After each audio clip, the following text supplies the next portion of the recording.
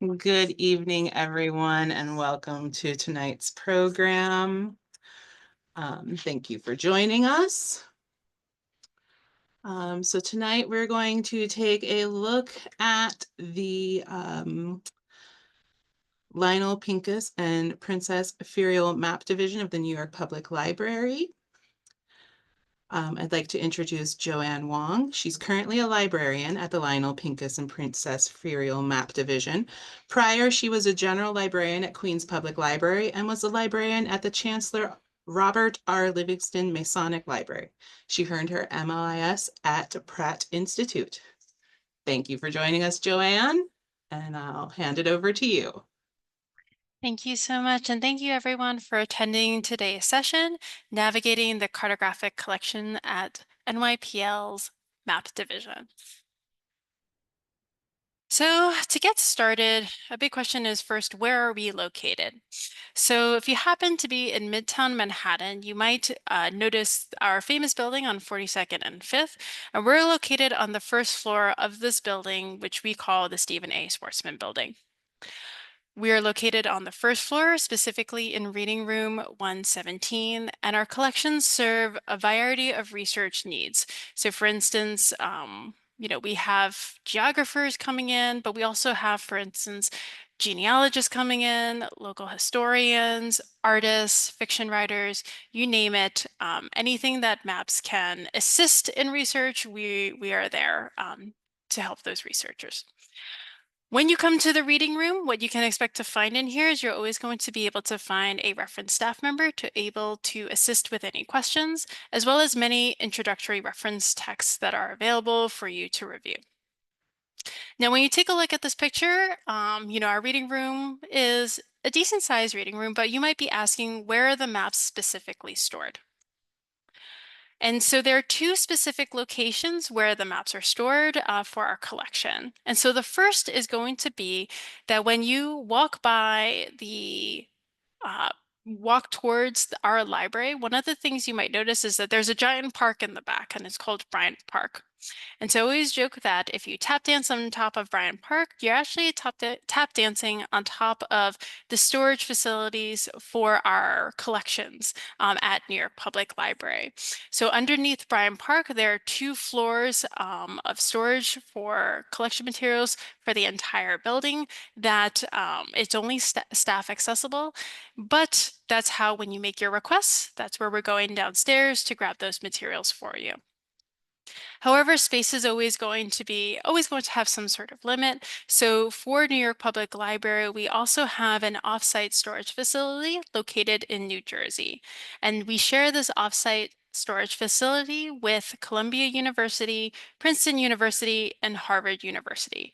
And once again, you're able to request materials from this offsite storage facility. It does take about 2 to 3 business days for those materials to get to the library. Now, in terms of what we have here at the library that you can expect to find. So the first thing to note is that this collection was established in 1898. So lots and lots of materials have been added to the collection since then. And so the collection itself will include a number of sheet maps, atlases, globes, and other reference materials pertaining to geography and cartography. Now, to put that within a numbers perspective, in terms of sheet maps, we have close to 500,000 available. And then in terms of books and atlases, there are about 20,000 within the collection. Now, lots and lots of materials. And so what is going to be represented on those materials? So the first thing I'd like to note is that we do collect to the present day. So, we're still processing materials that were published in 2024, but we also have materials that go back to the 16th century. And on the flip side, when we talk about it in a geographical sense, many people associate NYPL with having a strong NYC collection, and we do definitely have a strong New York City map collection within our building. It's a core component of the collection, but over the years, the collection scope has been international within its geographical range. So you can always expect to find maps for any part of the world. You can always check in with us. There's probably some sort of representation that we have within the collection here. Now, in terms of accessing materials here at New York Public Library, you do need to have a New York Public Library card. However, what is nice is that you do not need to live in New York City in order to access a card. So for instance, if you were visiting New York City anytime in the future, what you can do is you can register for a library card and you will get something called a visitor's card. So you can still request materials, you can still view materials. The only thing is that it's valid for 3 months. So when it expires, you just need to renew it with staff. Now, another thing I'll note is that for the map collection here at New York Public Library, many of the sheet maps and atlases will now require an additional account, which is what we call the New York Public Library Special Collections account. But once again, you do not need to live in New York City to sign up for this account. All you need to do is to make sure is that you have that library card number so that you can use it to sign up for the Special Collections account. In total, I always say that in total for signing up for everything, it's a total of 8 minutes to sign up for both accounts, and then you can start requesting materials to view. Now, since I mentioned that the materials are special collections, require a special collections account, I will note that does affect some of our reading room policies. So the first thing I do want to stress is that we do allow walk-ins. So for instance, if you have any specific type of question that you would like to ask a staff member, you do not need an appointment. You can always walk in and ask. In addition, we do allow walk-ins for using NYPL collection materials in our reading room. It doesn't have to be map materials. We allow, for instance, materials from local history and general research division to be requested to the map room. So we do allow walk-ins for both of these cases. However, because we are following special collections policies, we do ask that you just store coats and bags next door in the visitor center's coat check. The last point I want to make before we head into looking for materials is that for a reading room, there are ways that you can make an appointment, especially for when you're looking for sheet maps and atlases. And while we do recommend requesting materials in advance, they're not required. However, we do recommend them because, as mentioned earlier, many of the materials, they're going to be stored underneath Bryant Park or they're going to be stored off-site. So if you request them in advance, it just gives us time to make sure that we can grab all the materials for you so that you don't have to wait when you come in for your official research visit.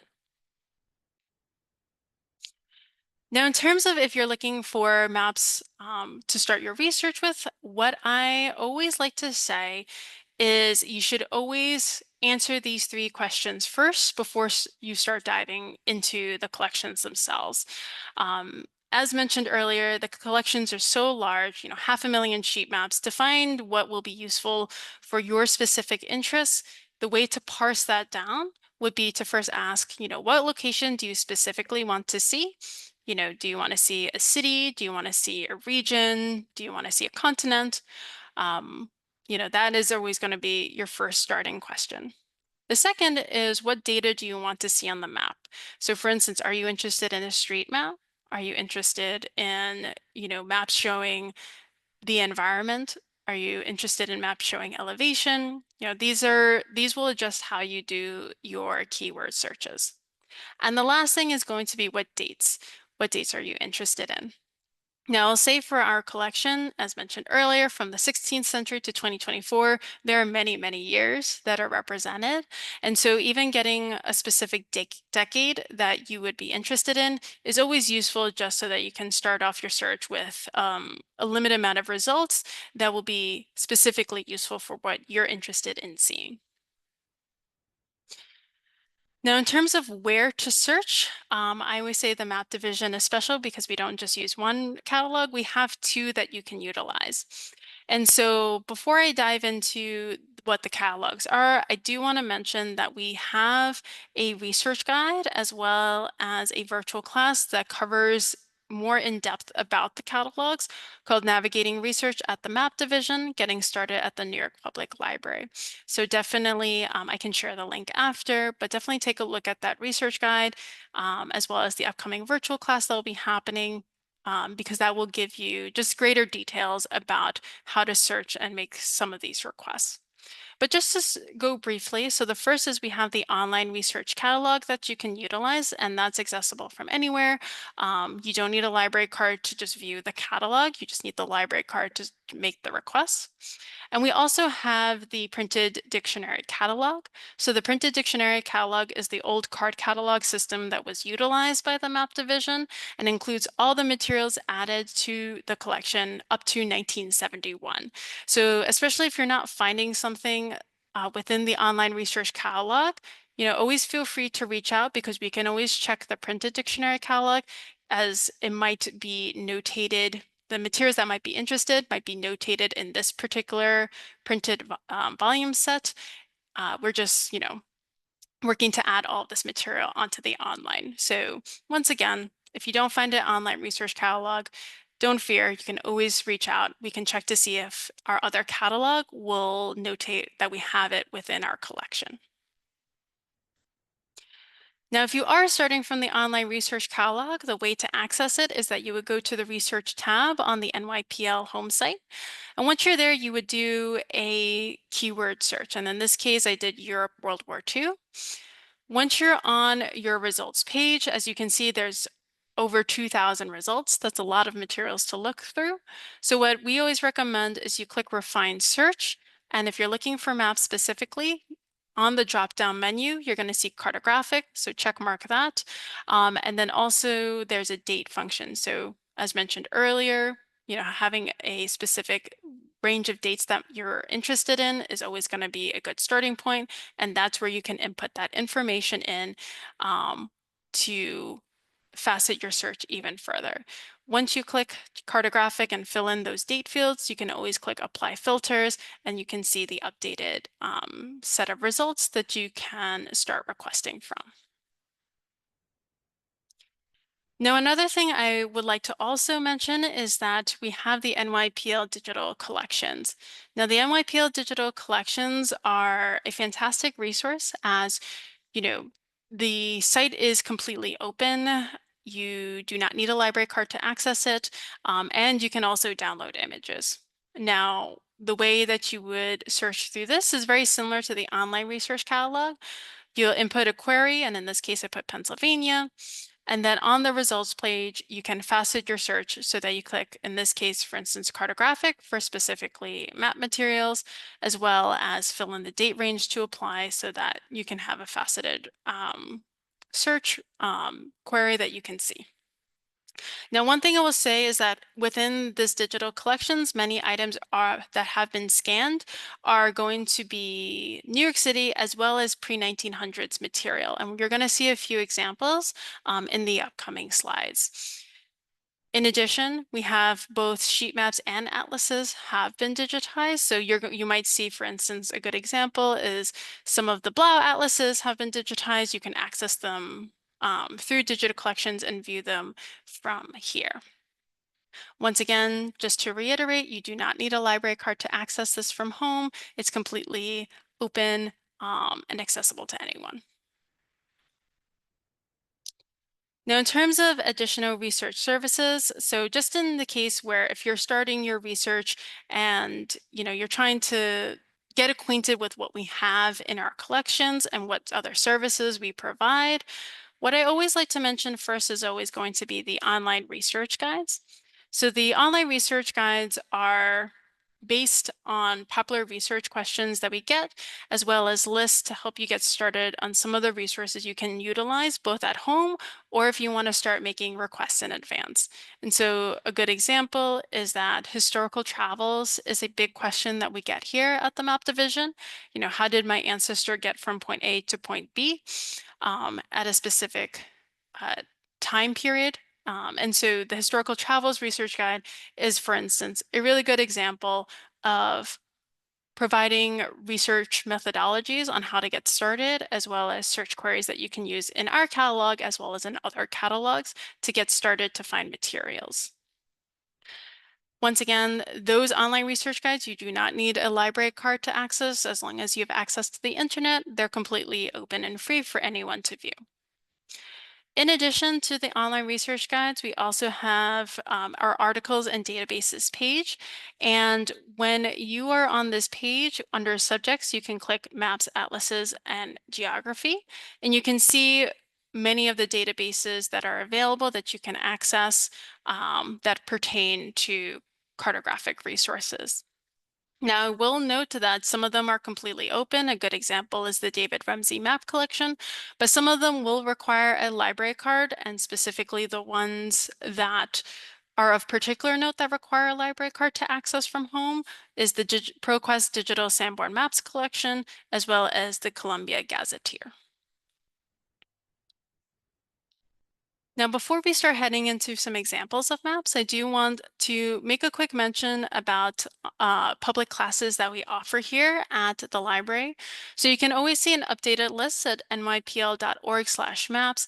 And we have many popular, if you might have noticed from the previous slide with the online research guides, many of those research guides have in turn also been, we also have a virtual class that is also taught on that particular topic. And once again, introductory classes on many of these popular topics we often will give examples on the research methodologies that we're recommending from the research guides, and definitely recommend taking a look at them, especially if one of them piques your interest. I will note for these classes, you do not need a library card to attend. Once again, they're completely open and free for anyone to join in. You just need to be able to access Zoom. Now, getting into some collection items that might be of interest for our audience today.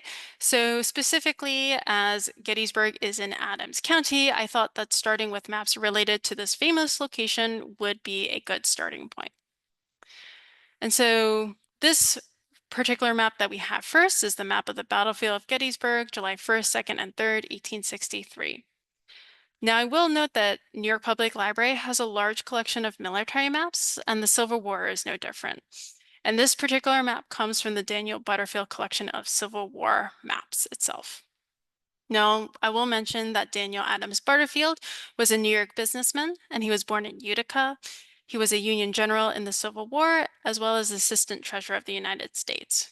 And so after he passed away, his widow donated 58 Civil War maps specifically to NYPL's map division. And when you take a look through the collection includes print and manuscript maps that were created between 1861 and 1864, and including several maps that were used in the field of battle. Now, of note for this particular map, when you take a closer look, is that it indicates where the Union and Confederate forces were located within the battlefield at this time. So we can see indications of red for Union forces and blue for rebel forces. Now here we have another map of Gettysburg with a very similar title, Plan of Gettysburg with the battlefield of July 2nd and 3rd, 1863, and the National Cemetery. As mentioned, while the map might look a little bit similar to the previous map we just saw, the focus is no longer specifically on the battlefield. And we see this within the inset that we have here. As you can see, this inset here specifically is focused on the National Cemetery. And so this map creates a different picture of what it's trying to convey, where the focus is now on how to inter the fallen soldiers. And this is specifically clear when you see where this map is extracted from, and it's extracted from specifically the report of the Joint Special Committee on the Burial of Massachusetts Dead at Gettysburg, published in 1863.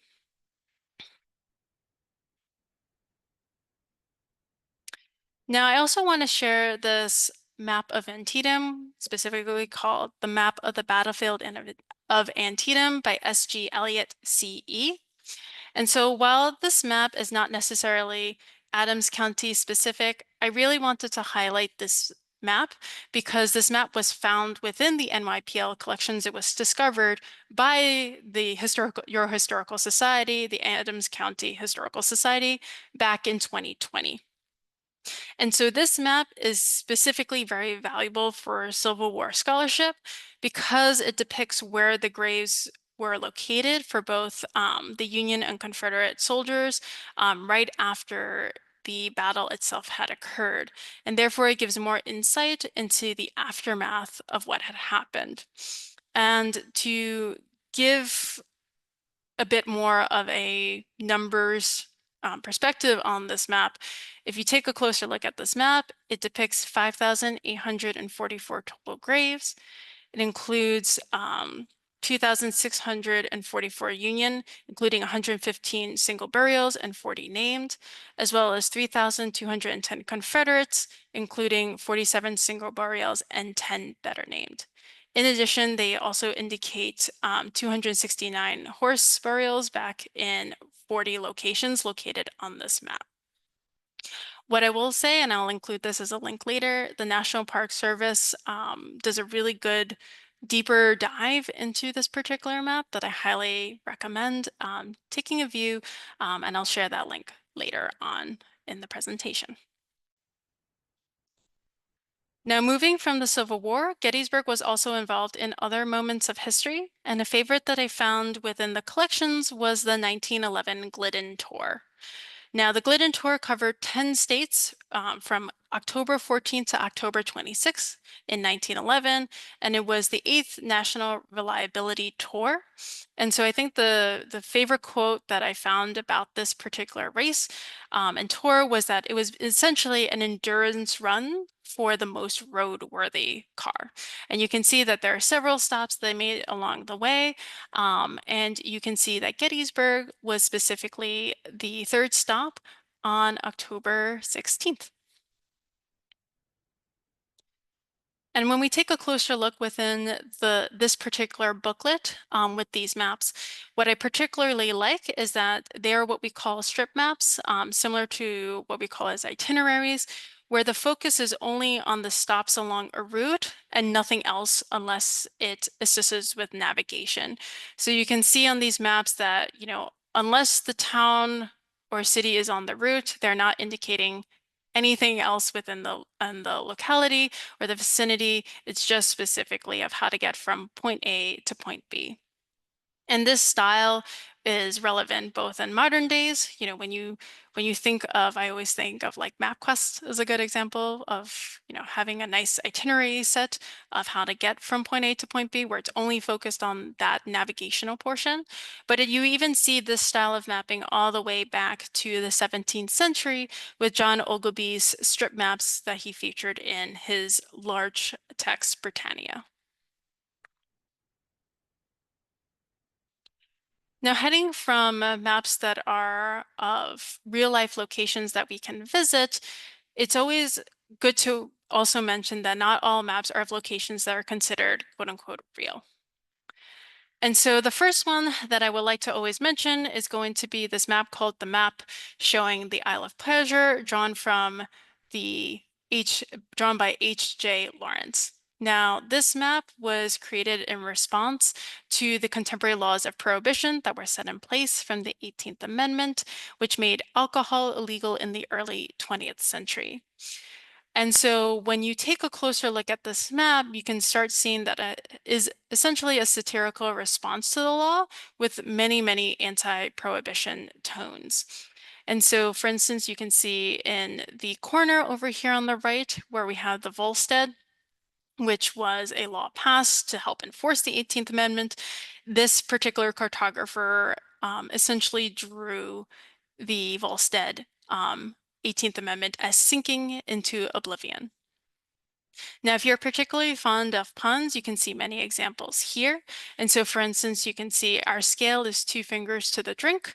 And we can also see that the map is dedicated to all liqueurs not mentioned on map. In addition, we can see that the weather forecast for this map is strong winds prevailing throughout, probable showers of beer through the yeast, gradual rise in temperature while drinking. So many, many puns. And to kind of go a little bit further into a closer look of many of the puns on this map, some examples I like to always mention for this one, we can see port wine on the right-hand screenshot that I made over here. While on the left, you can see Lake Champagne. Other types of puns that you can find on here includes absinthe makes the heart grow fonder, as well as sanatorium for those ailing. So once again, a very fun map to take a look into that was in response to Prohibition at the time. And lastly, I like to always show this one too, because you see in the corner of this map, we have a moon crying called the blue moon, and it's crying because it's sad across the Gulf Stream. So many, many puns to take a look at on this one. Now here we have a map called the All Mother Goose Panorama. And so when we generally think of panoramic views, we generally think of an unobstructive or complete view of an area, you know, a 180, 360 view in a particular location. Whether it's in a photograph or in a map style, that's what we think of. However, that same definition can be applied to fictional stories as well. And in this case, as the title indicates, the cartographer created a panorama of all the Mother Goose stories. And you can see familiar characters within these illustrations that we have on this panorama. So for instance, we have Humpty Dumpty up in the left-hand corner. We have the old woman who lives in the shoe, and we also have London Bridge is falling. However, what's nice about maps like these is that it also gives us a chance to also remember some of the not so famous Mother Goose stories. And so, for instance, Little Jack Horner is one that may not be as familiar, as well as Cobwebs in the Sky. So once again, you know, this particular map is a really good resource of remembering the popular representations of Mother Goose stories, but also having an idea of some of the other ones that are not as popular in current reading society. And the last map that we have here for fictional places is a map from Mark Twain's Tom Sawyer. And so while at first glance, when you look at the map as a whole, one of the things it just looks kind of like a general street map with maybe some pictorial elements. But when you take a closer inspection of the map, you can see that it shows famous locations and events that happened within the story itself. So you can see, for instance, you have Tom's house. We have elements from the treasure, things of that nature. You know, we have when Tom and Becky are lost, you know, so it is a map where on first glance, while it might look like a general street map, closer inspection gives you a better sense of the events that were happening to progress the story itself.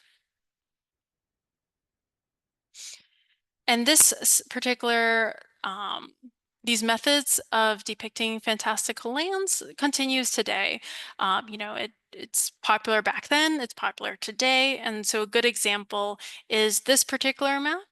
So with the new Lord of the Rings TV show, animated TV show that is going to be happening, as part of their advertisement, what they did was that they created maps specifically for Rohan in publicizing for the War of the Rohirrim. So this map is made from 2024, distributed at conventions to help promote the TV show, but in doing so used a map for their advertising strategy.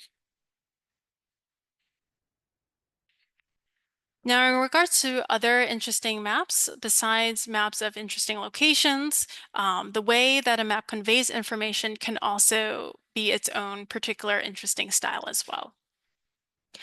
And so the first one I always like to talk about is going to be bird's eyes views. So bird's eyes views essentially are a perspective representation of a landscape from up above. So literally what a bird, for instance, would see of the ground below.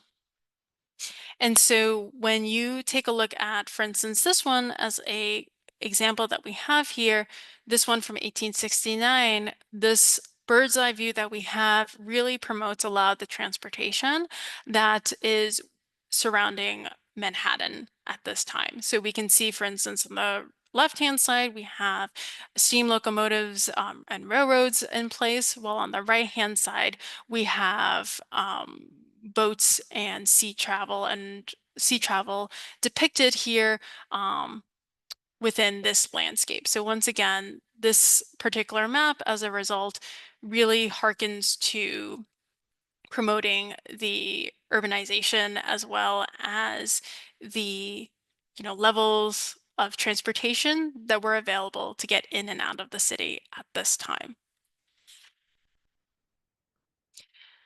And so the bird's eye view is a style that continues, and I always like to put this example up here from 1904 because within this particular map that we have, it's a very large one, but bird's eye views are particularly fun if you ever want to take a look into it, is trying to find locations that you know.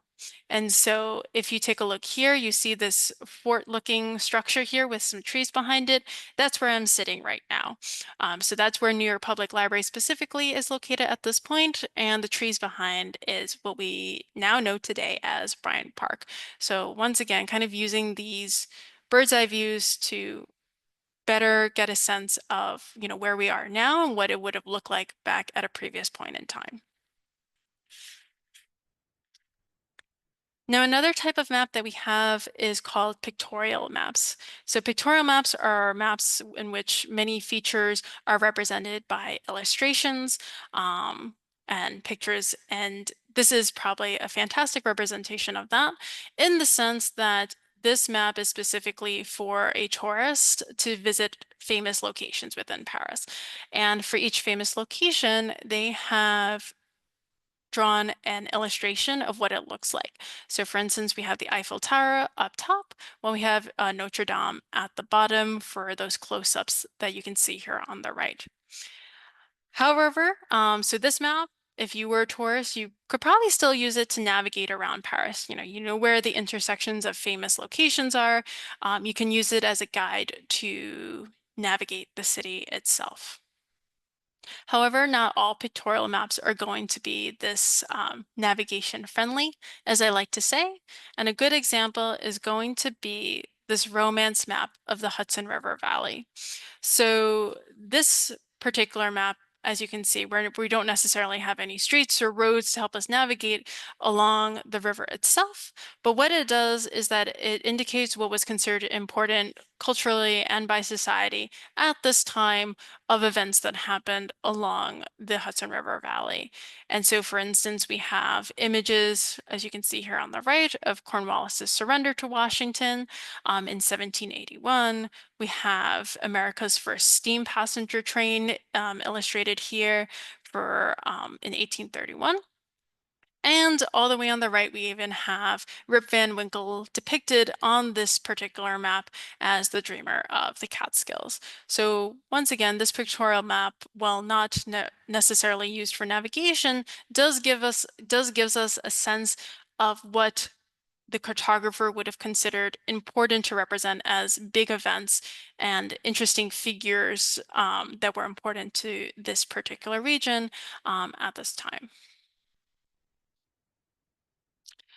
Now we also have, for instance, this map called Bloomingdale: A Musical History, which just breaks every convention that we think of in regards to map making. And so this particular map, while it might look like it is sheet music, this map is essentially a map of the Upper West Side in Manhattan. And so you can see that rather than using conventional symbols that we normally associate with maps, you can see that they're using notations to indicate different events that have happened within this neighborhood. So you can see here, for example, we have the bodega where musicians met to carpool from about 1937 to 2013. We have a section here at the bottom where a specific location in the notation is indicated as where a piano teacher and her student fell in love and lived happily ever after. So while not necessarily what we would conventionally think of as a map, is still considered a map and can be found within our collection at New York Public Library. So while design is one specific aspect that we just covered, the format that a map is created on is also interesting as well and can lead to many interesting discoveries that you can find here within the collection. So the first is going to be tactile maps. So tactile maps are created by using raised relief and textures to indicate um, different sections of the map, and you know to indicate whether, for instance, is an area mountainous, is this where a river is or a lake, et cetera, et cetera. And by the 19th century, these types of maps were being popular as a way to teach geography to students with low vision or who were blind. And so this example that we have here of maps of the United States, Braille edition, so these maps, this atlas set, it's 4 volumes, essentially uses both tactile elements and Braille to teach geography. And you can see here in the examples that we have maps depicting both the United States as a whole, but also individual states as well. Now, in terms of military mapping, so traditionally when we think of military mapping, many times we think of flat maps that are easily portable, could be hung on the wall, similar to the one, for instance, that we see here on the left-hand side of the screen, which is called European Fronts. And this one is from World War II, is created by the OSS, which was the military intelligence agency at the time for the United States. And so that's something that we would normally associate with the type of mapping that we have here. However, the OSS was also, for instance, responsible for the huge map that we have on the right-hand side, which is called, we've given it the name as the rubber map of Japan. And so while the first example that we see here on the left-hand side is relatively small in size, it can fit on a table, the map on the right-hand side is massive. It's 38 by 84 inches, so quite large. And once again, made by the topographic model sections of the OSS. And so this particular map is a 3D model, which we would then also call a raised relief model. And the map, when you take a closer look, itself will focuses on city centers and connecting routes between said urban areas. So both important in a military sense, but created in very, very different methods and materials that were used. Now, another interesting one is going to be maps that are more puzzle-like in nature. And so this particular map is called the European Tariff Walls, a bird's eye view of economic Europe in 1928.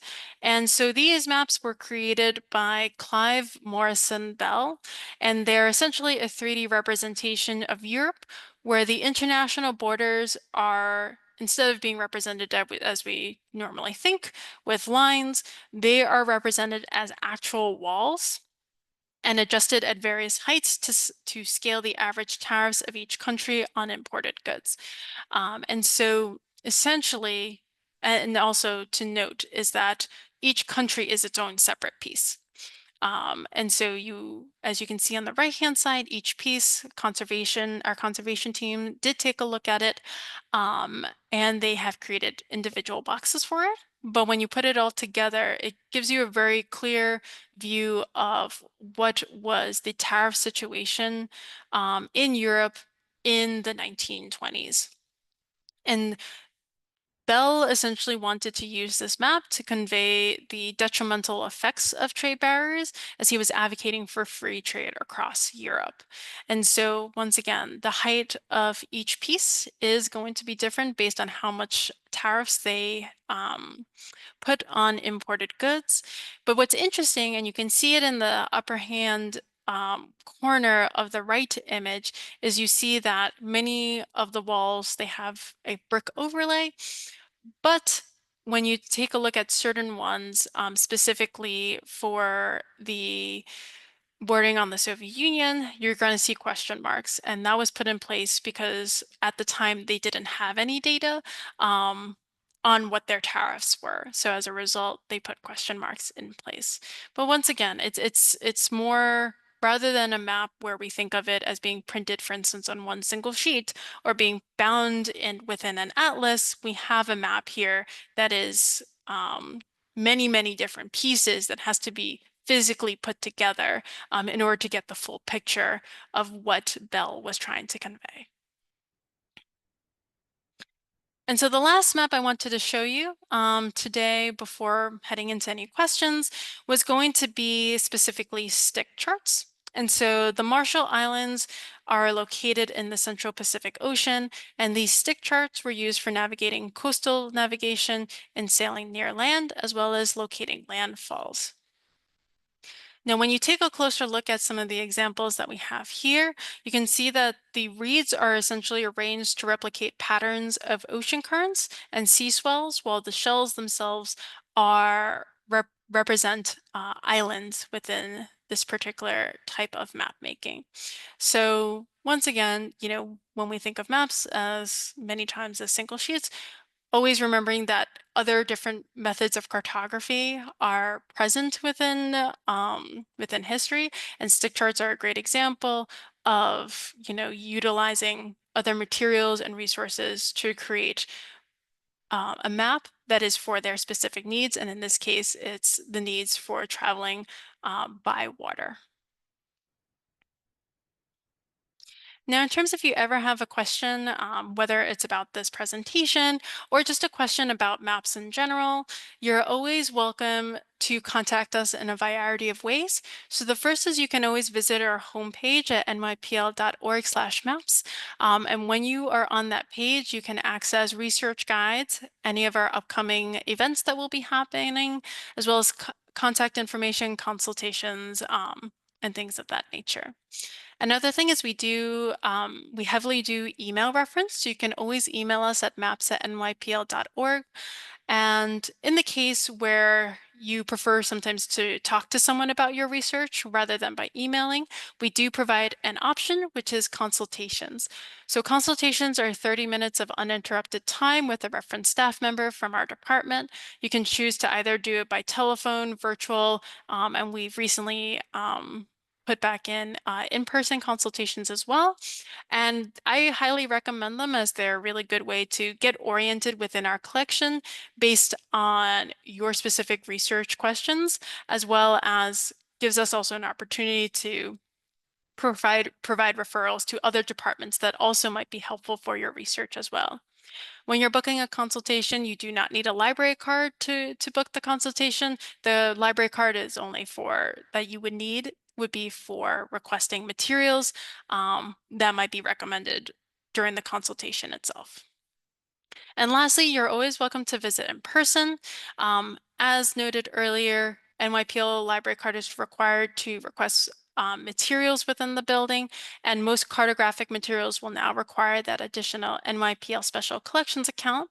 But if you ever have any questions, we're more than happy to help walk you through that process, just so that we can help get you set up with viewing materials that would be in particular for your research interest.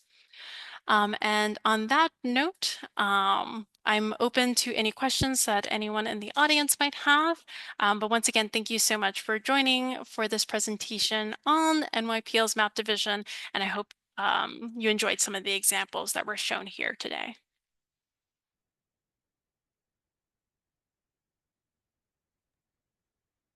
You, Joanne. So if anybody has any questions, you can go ahead and put them in the chat.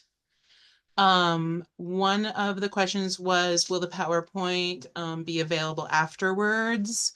As long as Joanne is okay with it, we will be happy to email the presentation out to everybody.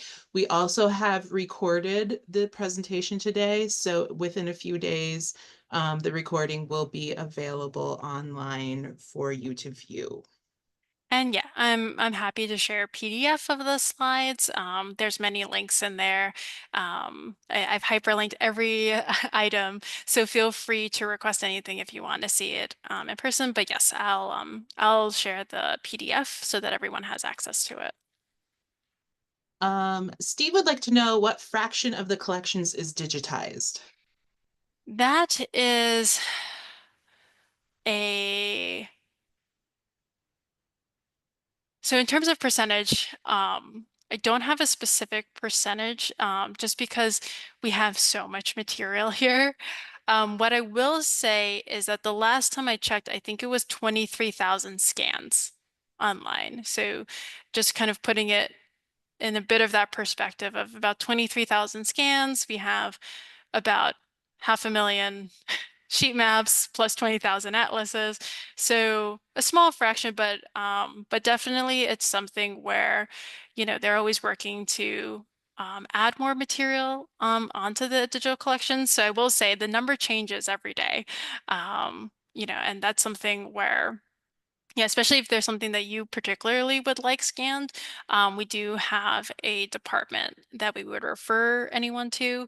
In the case where if you see something that you like but it's not scanned, we would refer you to our copies and reproduction department to make it possible.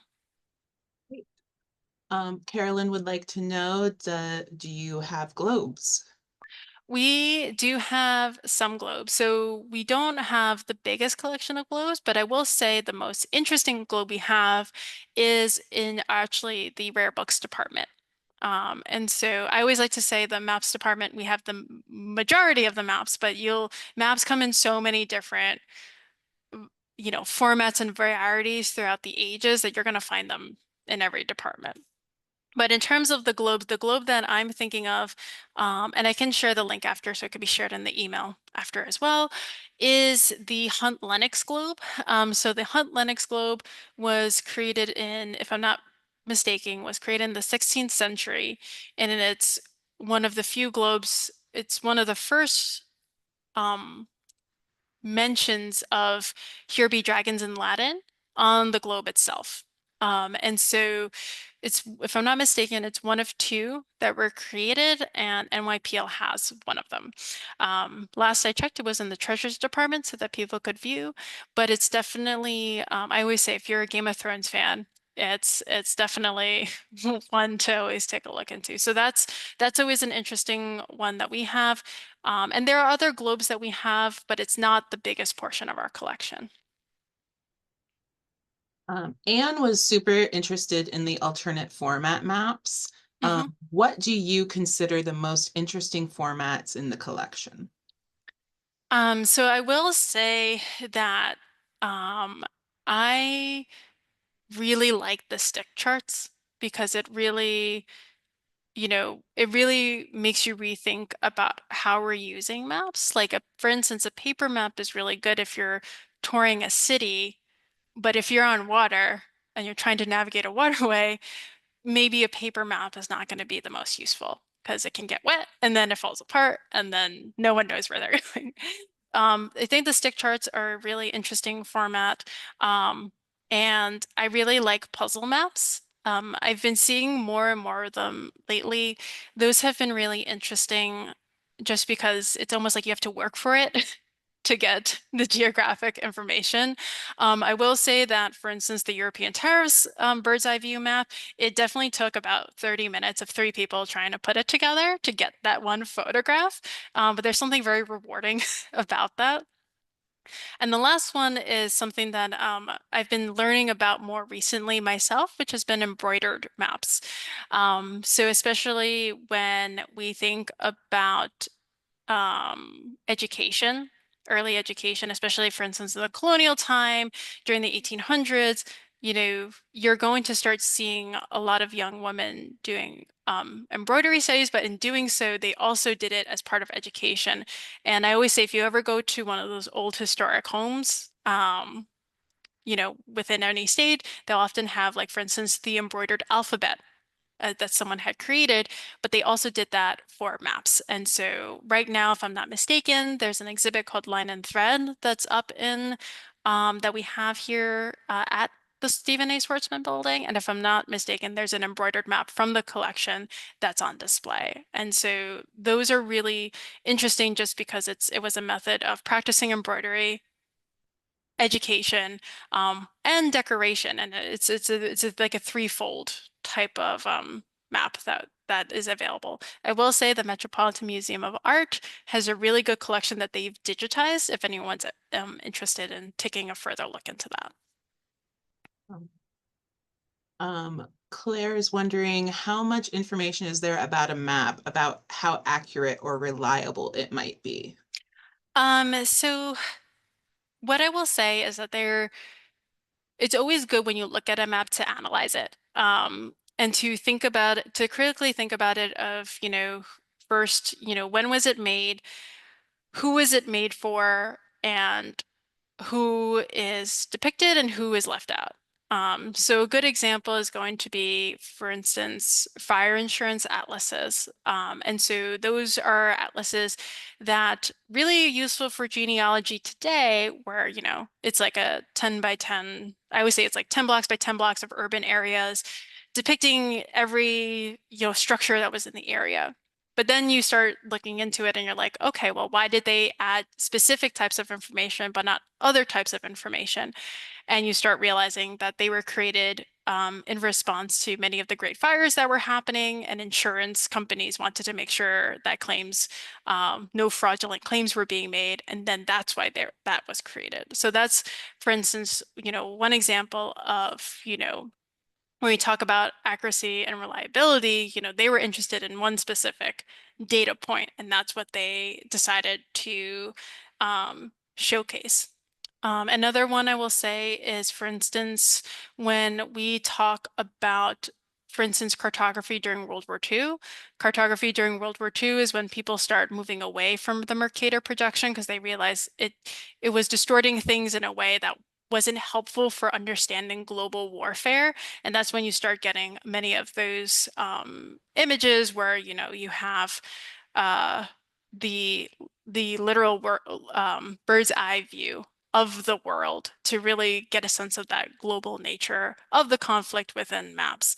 But maps are always been used for maps have been used for propaganda. Maps have been used to, you know, tell a specific story that the cartographer is wanting.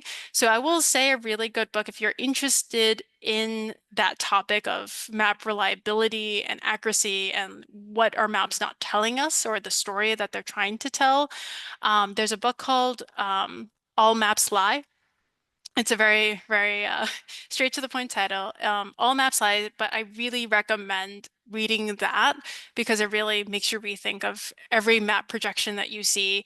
It makes you rethink even color, like how do we depict different countries by color? Like that can start putting into in terms of, some of that information as well. So, I'll share the link for that book title afterwards, but really great one to take a look into. Great. And Susan's wondering if you know about how many cartographers there are today. I don't know a specific number, but definitely, cartographers are still in work today. There's a book called The Globe Makers, where it is about a current globe making shop.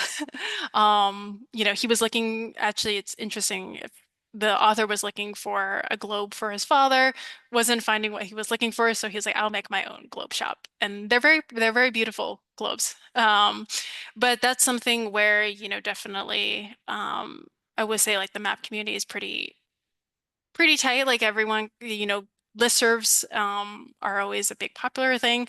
So in terms of cartographers themselves, don't have a specific number, but they're definitely out there and still working. And a good example is we have a new map that was added to the collection called Urban Omnibus.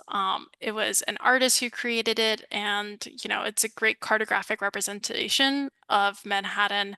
And the outer boroughs. And so to me, like in my mind, he's a cartographer. And so, there's many different cartographers that are out and working today, still creating maps on a continuous basis. Rand McNally always still publishing maps. So many that are still out there.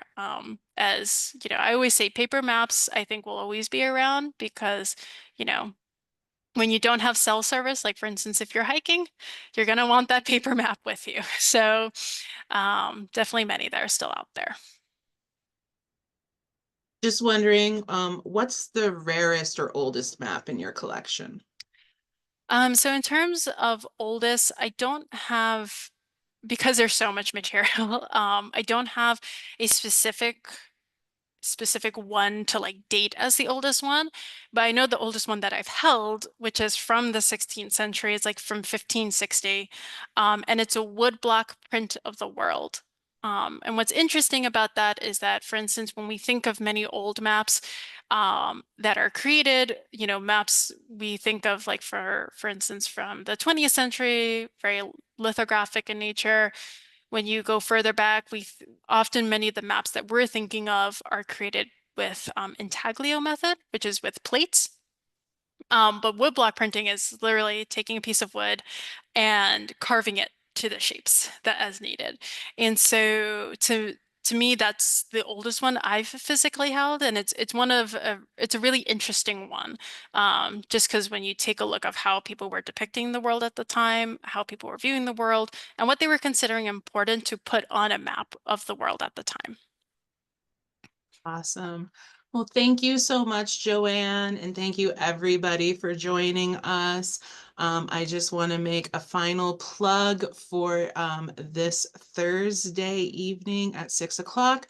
We will be at Gettysburg College in Musselman Library looking at their map collections, and there are still a few spaces available, so you can register through the library's website. Right. Thank you all so much. Have a great evening. Thank you, everyone.